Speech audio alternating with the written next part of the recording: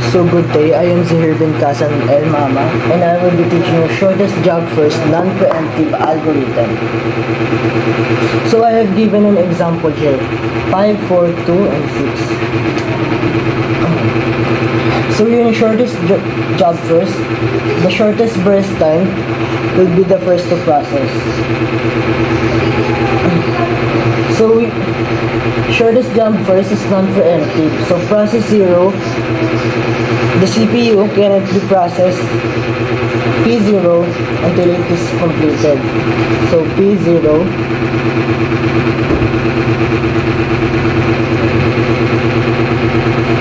comes at 5 milliseconds.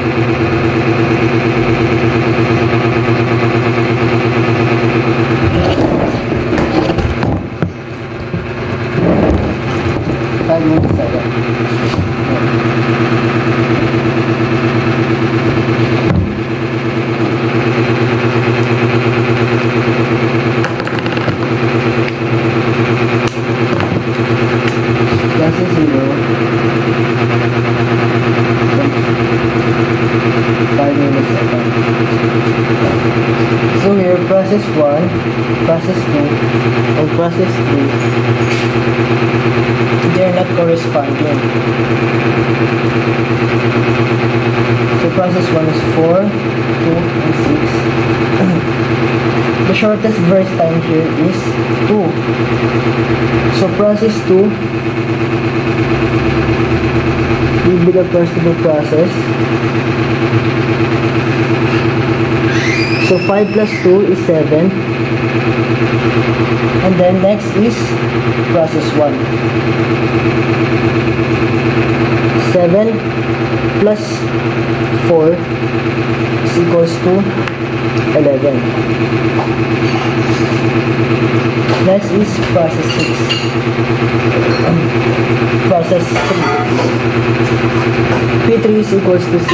11 plus 6 is equals to 17. P3.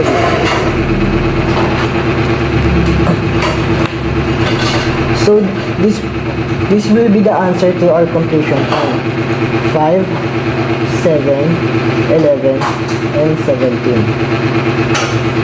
So here in average turnaround time, we'll be minusing 5 completion time to arrival time. 5 minus 0 is equals to 5. 7 minus 1 is equals to 6. 11 minus 2 is equals to 9. 17 minus 3 is equals to 14. So here in average waiting time, we will be minusing average turnaround time to burst time. 5 minus 5 is equals to 0. 6 minus 4 is equals to 2. 9 minus 2 is equals to 7. And 14 minus 6 is equals to 8. So we will be computing average turnaround time. Will be 5 plus 6 plus 9 plus 14.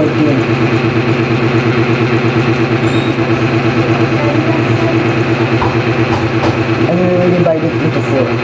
5 plus 6 is 11 plus 9 is 20 plus 14 is 34. And we will divide it into 4.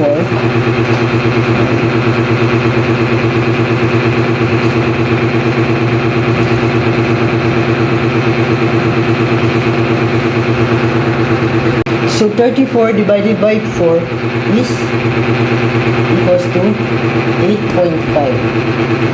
So average turnaround time is 8.5.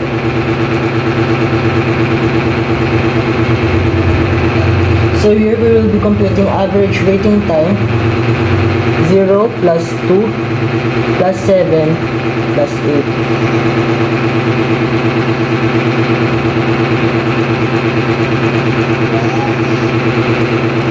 So we will be computing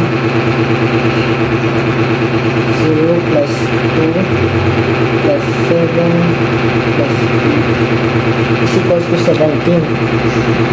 And we will be be dividing it into 4 because there are 4 processes.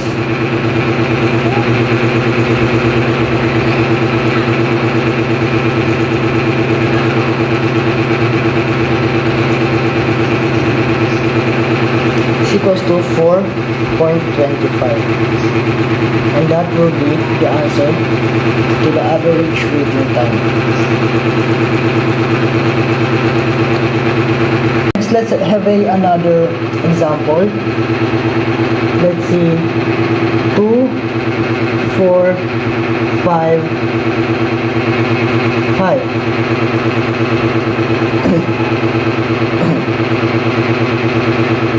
So here, process 0 is equals to 2 milliseconds.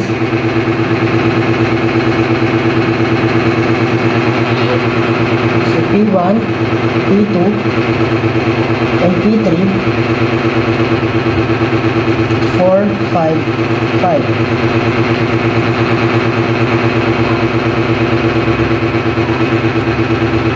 So the shortest burst time is 4. So process 1 will be processed first. So we will be adding 2 plus 4 is equals to 6. And then dito same sila, pero si P2 ang mas unang process, kaya siya ang una nating ilalagay, P2. So 6 plus 5 is equals to 11, and P3 plus 5 is equals to 16. So this will be the answer to 6, 11, and 16. So average turnaround time, completion time minus arrival time, 2 minus 0 is 2, 6 minus 1 is 5, 11 minus 2 is 9, 16 minus 3 is 13. So average waiting time, average turnaround time minus burst time, 2 minus 2 is 0, 5 minus 4 is 1, 9 minus 5 is 4, and 13 minus 5 is 8.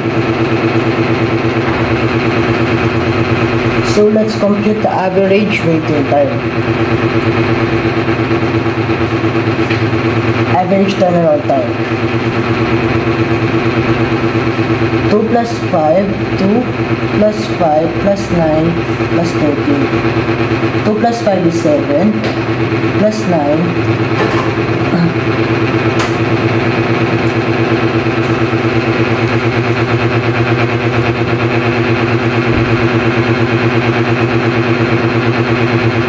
is 16, plus 13 is 29, and we will be dividing it into 4.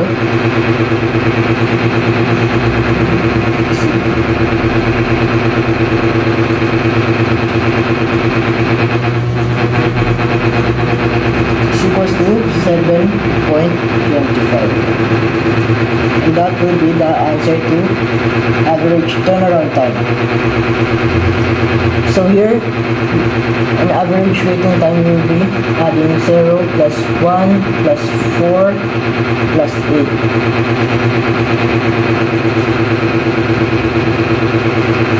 0 plus 1 plus 4 is 5, plus 8 is 13.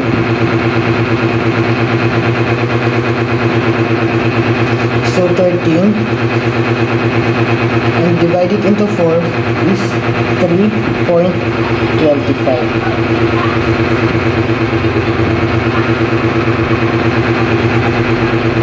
And that will be the answer to the average waiting time.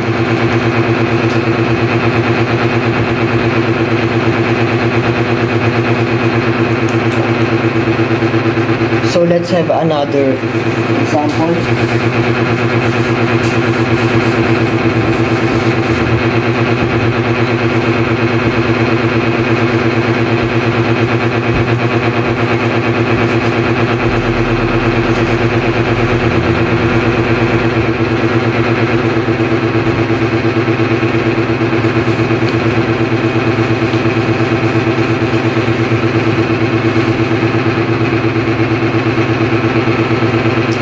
Let's have 9, 8, 6, 5. So P0 is equals to 9. So P1, P2, and P3.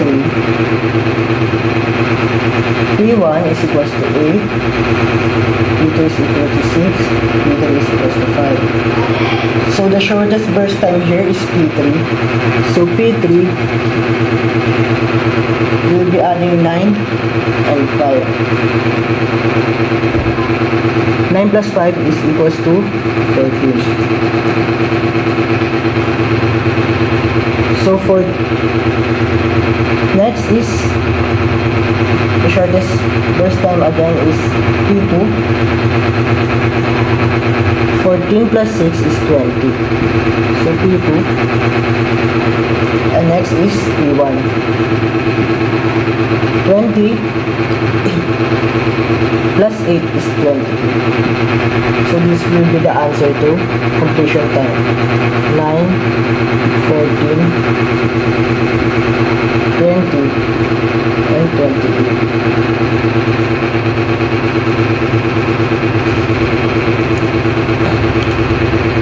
So average turnaround time, completion time minus arrival time. 9 minus 0 is 9, 14 minus 1 is 13, 20 minus 2 is 18, 28 minus 3 is 25.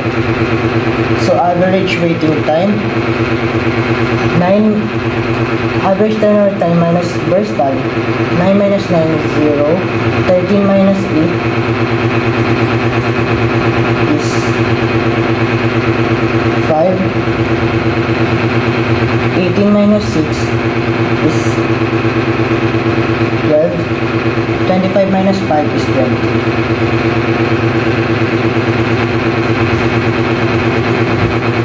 So, we'll be computing again the average turnaround time. 9 plus 13 plus 18 plus 25.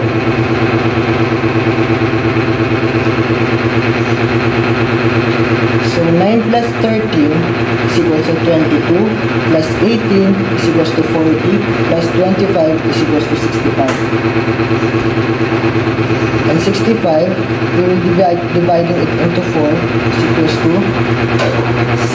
16.25.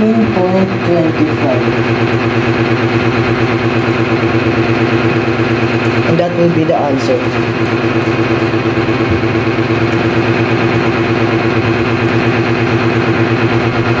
So let's add average waiting time. 5 plus 12 plus 20. 5 plus 12 is 17 plus 20 is 37. And let's divide it into 4.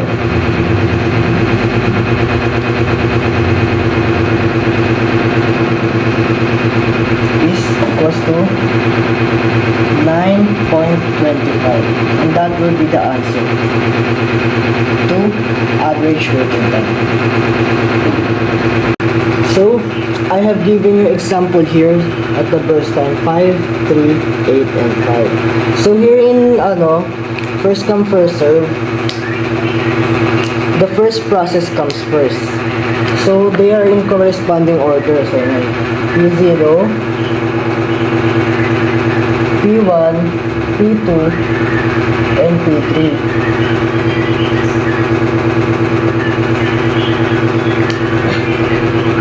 So here in Gantt chart,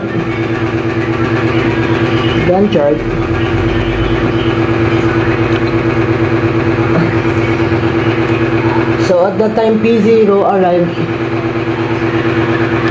P0 is arrived at 0. Ayan. P0 mauunang P0 because it will be the first to process.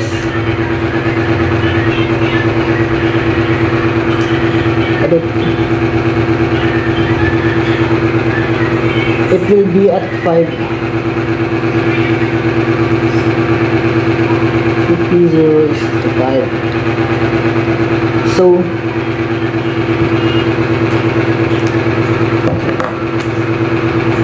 next is P1.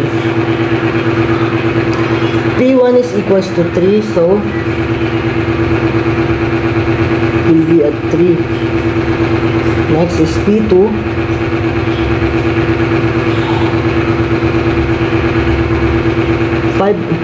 Again, 5 plus 3 is equals to 8. And 8 plus 8 is equals to 16. So P3, 16 plus 6 is 22. So it will be the completion time. 5, 8, 16, and 22.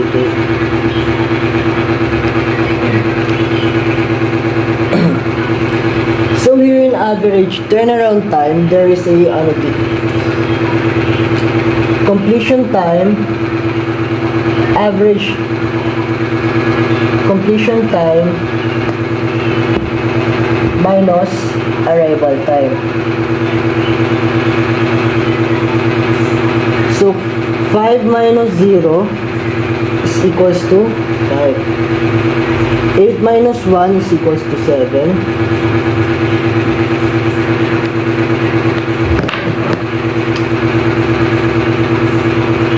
16 minus 2 is equals to 14.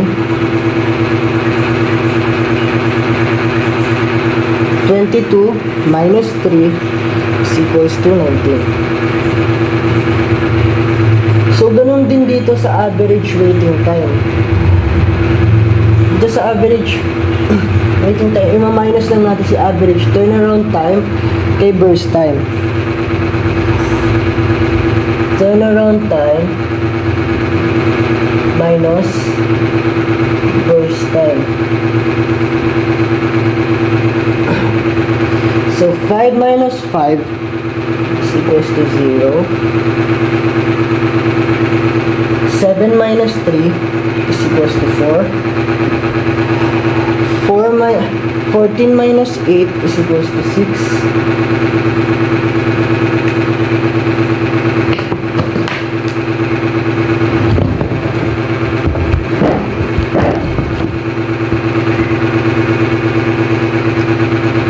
And 19 minus 6 is equals to 13.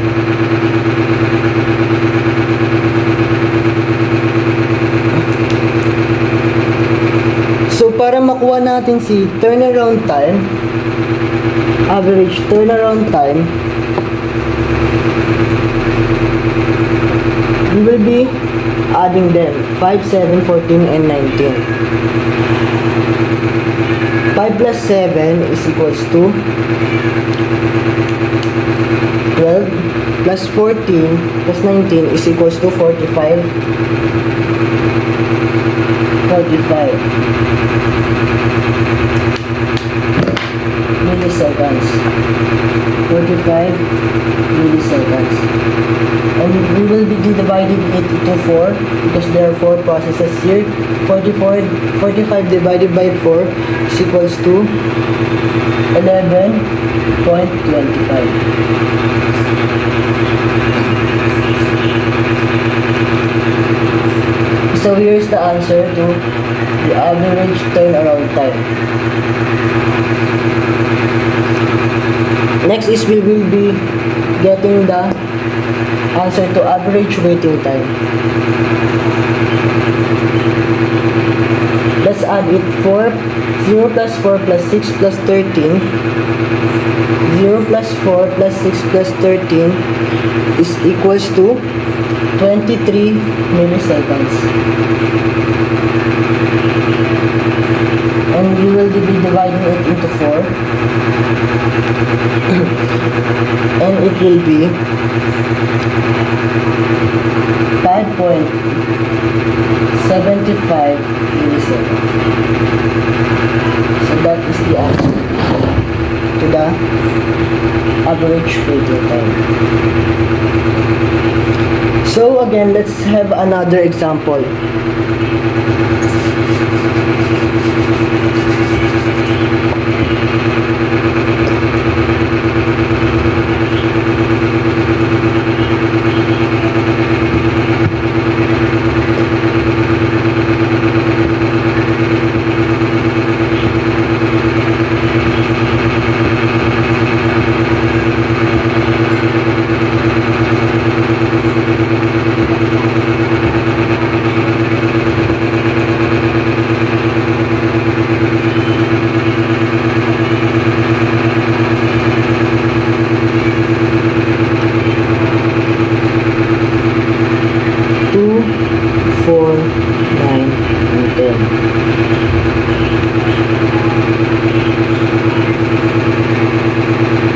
So again,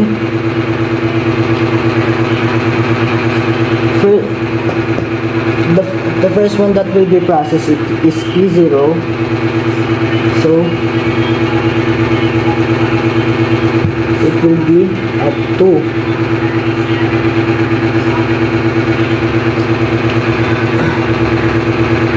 And then P1, 2 plus 4 is equals to 6. And 6 plus 9 is equals to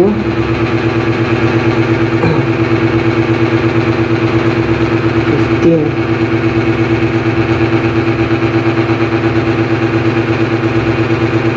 And 15 plus 10 is equals to 25.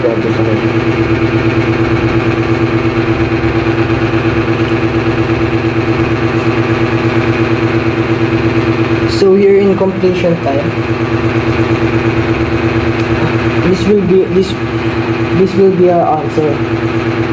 2, 6, 15, and 25.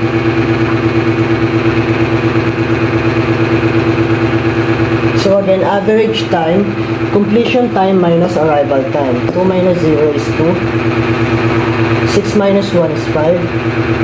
15 minus 2 is 13.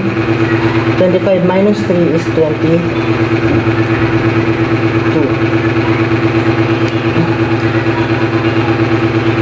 Here in average waiting time, average turnaround time minus burst time, 2 minus 2 is 0.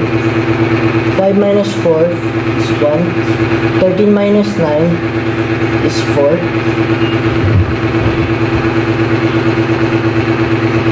22 minus 10 is equals to 12. So, let's compute the average turnaround time. 2 plus 5 plus 13 plus 22. 2 plus 5 is 7. 7. 7 plus 13 is 20. 20 plus 22 is 42. 42, let's divide it into 4. Into 4 process. 42 divided by 4 is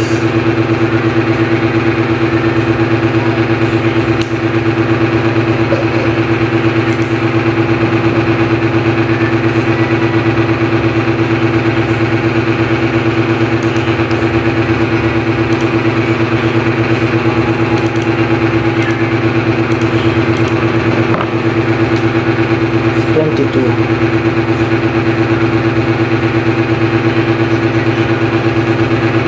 So the answer here is 22. Next, average waiting time. 0 plus 1 plus 4 plus 12. 0 plus 1 is 1, plus 4, 5, plus 12 is equals to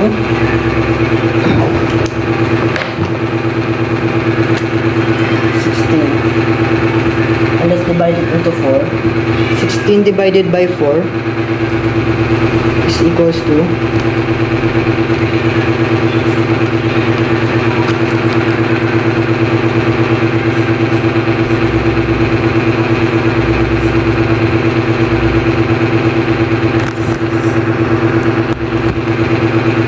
22.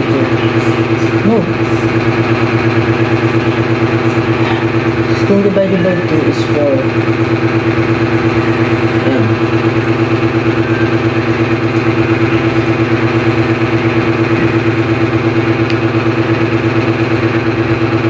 So here, we'll be discussing priority base.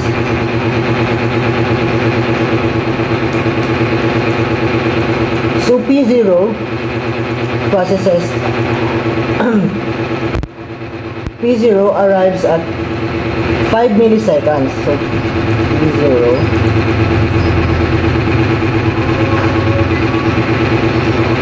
so malalaman natin na P0 is arrived kasi malalaman natin kasi corresponding na yung ano nila 2, 3, and 5. So titingnan na natin next is yung priorities.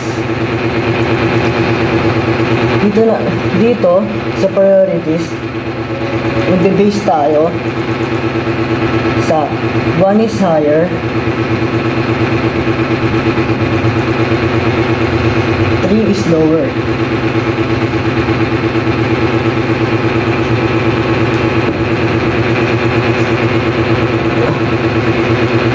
So dito process 1 process 1's priority is higher. So process 1 will be processed first. So 5 plus 9 is equals to 14. Next,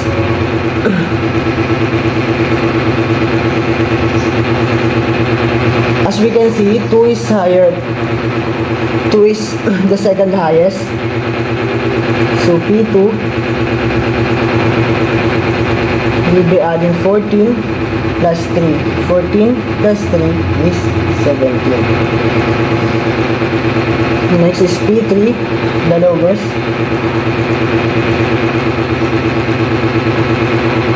17 plus 2 is equals to 19.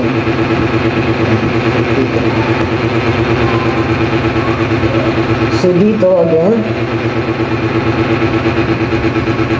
this will be the answer.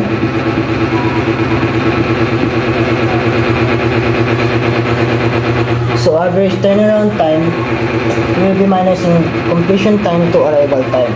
5 minus 0 is 5. 14 minus 2 is 12. 17 minus 3 is 14. 19 minus 5 is 14. Here in average waiting time, we will be subtracting average turnaround time to burst time. 5 minus 5 is 0. 12 minus 9 is 3. 14 minus 3 is 11. 14 minus 2 is 12.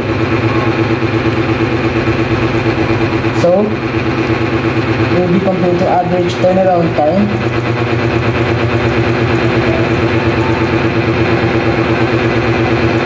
We'll be adding 5 plus 12 plus 14 plus 14.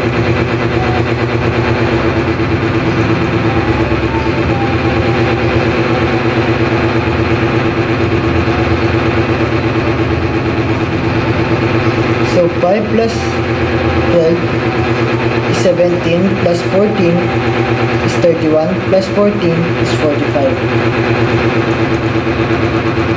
And we will be dividing it into 4. 4 processes. Is equals to 11.25. 25. So this will be the answer to average turnaround time. Next, average waiting time, 0 plus 3 plus 11 plus 12.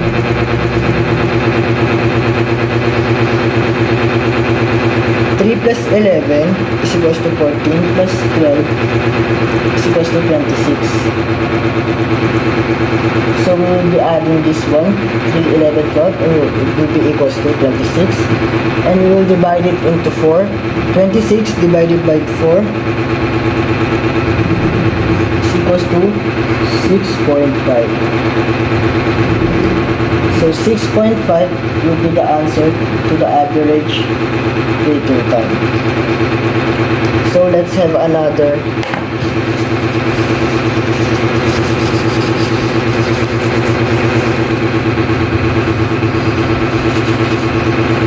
example. Let us first erase this.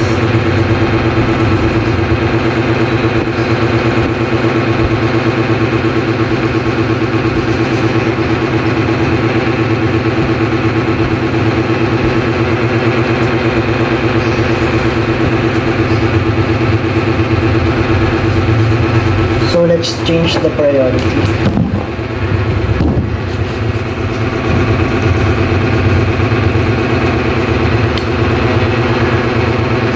Let's see, 3, 2, 4,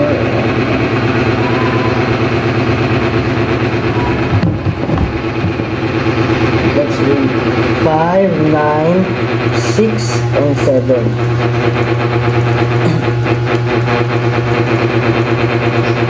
So again, here one is higher, and 3 is lower. So process 0 comes at 5 milliseconds.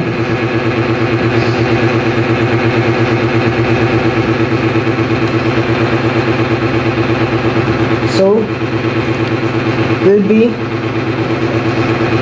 looking at the priority. So P3 is higher priority. So P3, then comes P1, and then P4. So let's add 5 to P3. 5 plus 7 is equals to 12, and 12 plus 9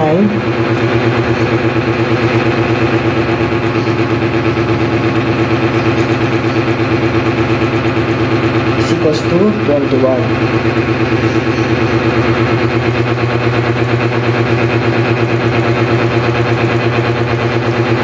So 21 plus 6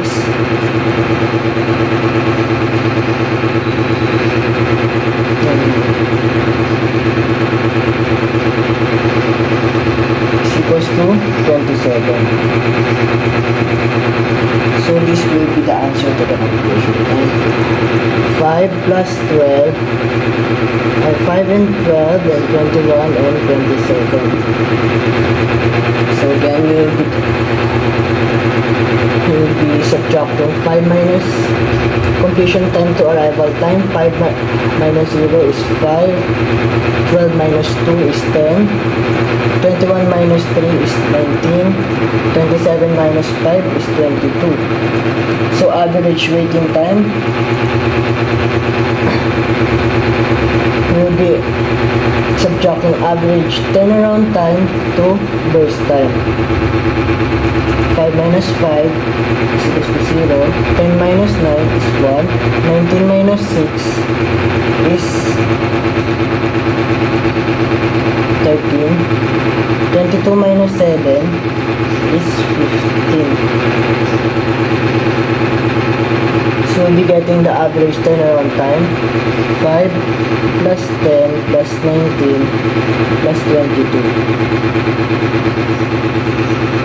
15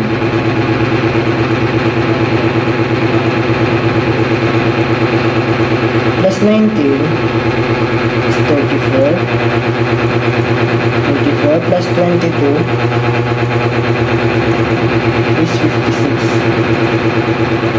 26, and let's divide it into 4. Is equals to 14. So this will be the answer to the average turnaround time.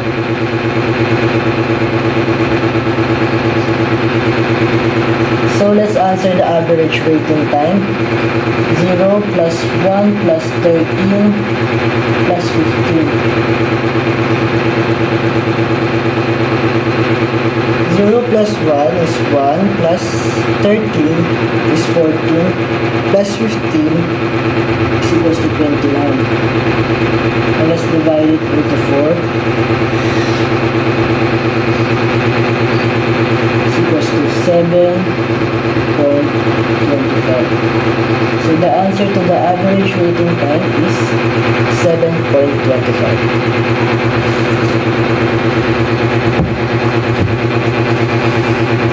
Let's have another example again.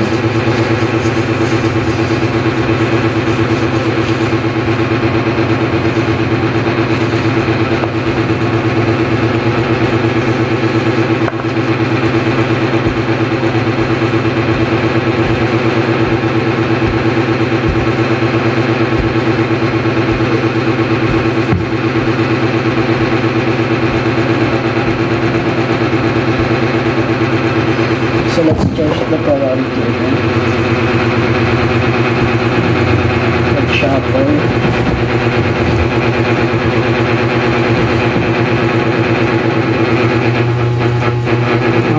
Will be 1,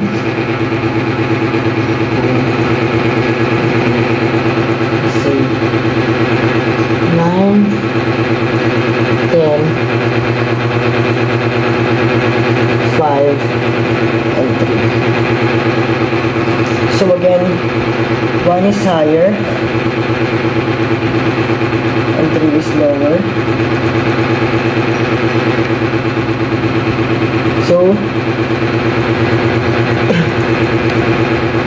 process 0 comes at 9 milliseconds.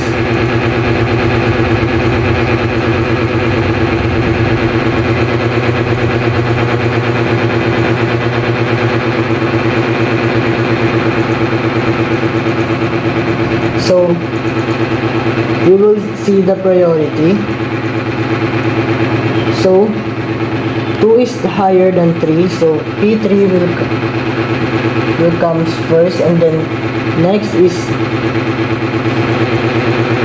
P1, and then next is P2.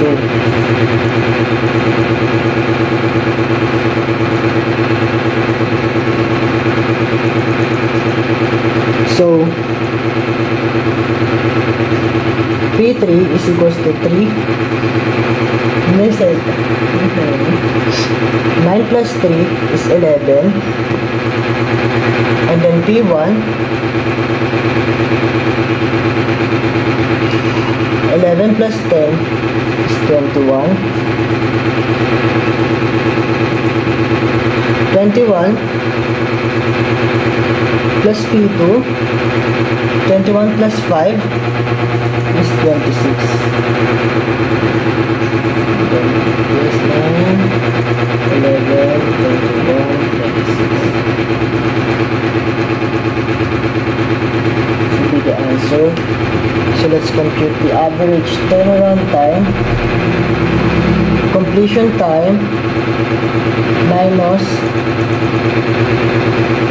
arrival time. 9 minus 0 is 9. 11 minus 2 is 9. 21 minus 3 is 19.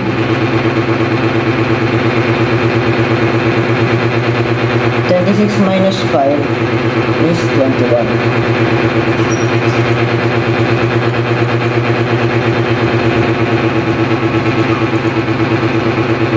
So here, for computing average waiting time, average turnaround time minus the burst time. So, average turnaround time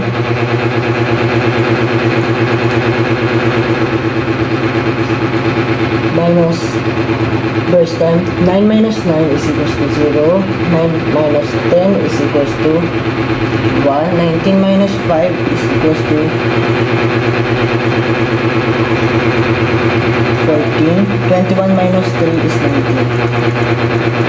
So let's compute the average turnaround time. 9 plus 9 plus 19 plus 21.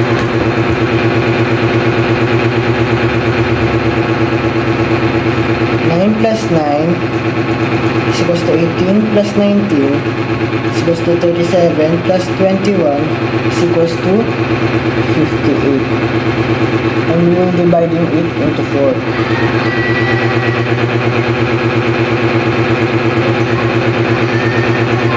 And the answer is 14.5.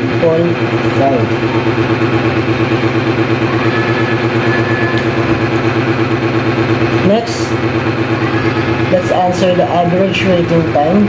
0 plus 1 plus 14 plus 19. 0 plus 1 is 1. 1 plus 14 is equals to 15 plus 19 is equals to 34. And we're dividing it into 4.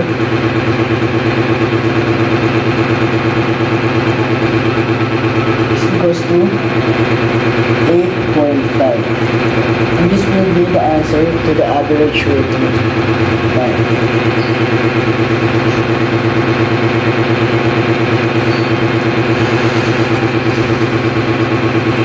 So,